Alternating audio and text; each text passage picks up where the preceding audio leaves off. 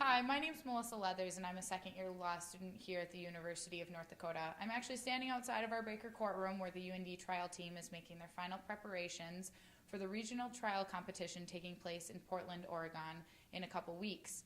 Let's go in and see what's going on. I'm currently here with Jack Zuger. He's a third-year student at the law school, and we're going to be talking to him about the trial team. And Jack, how is it that you get onto the team? Well, you start by, this year we had an application process, and then throughout the application, the next step was actually doing tryouts.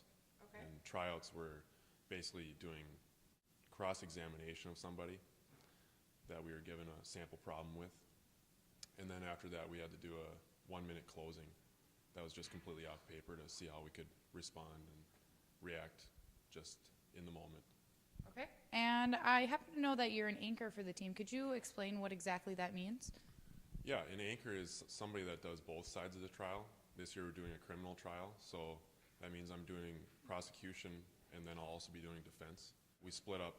I have somebody else that does prosecution and then another person that does defense, and then we split up the roles on each side of the case.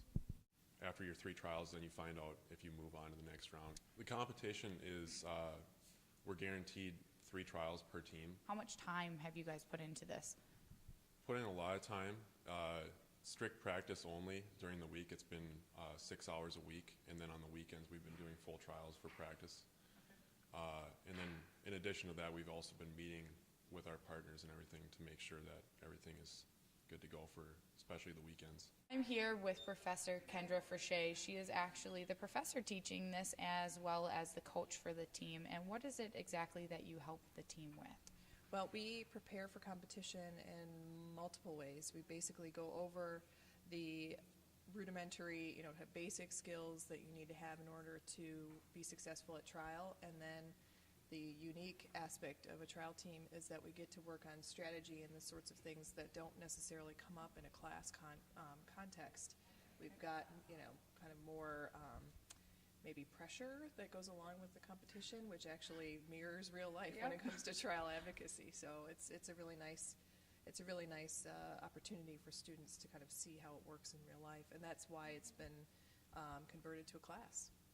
Who exactly has been involved and how do they help with the preparation? We've had a huge amount of help from our alumni, particularly.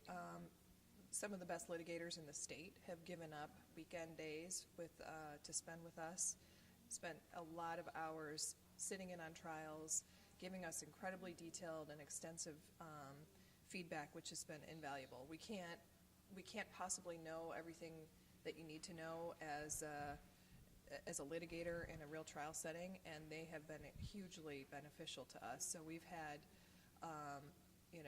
scores of people who've helped out over the weekends and donated their time and money. In fact, we get a huge amount of support from our alumni through monetary donations, which has been really generous. Okay. Our alumni have been helpful for many years, but I think in large part because of the success of the team, we've had even more help over the last few years. We've actually advanced to the national competitions twice out of the last 3 years, which is not typical for any team, and we're really proud of that. Okay, perfect. Well, thank you for joining me and giving us such wonderful knowledge. Thank you very much. After talking with Professor Frichet and Jack Zuger, it is evident that the team has put in a lot of time and effort into this competition, and we can only hope that they are as successful this year as they have been in the past few years.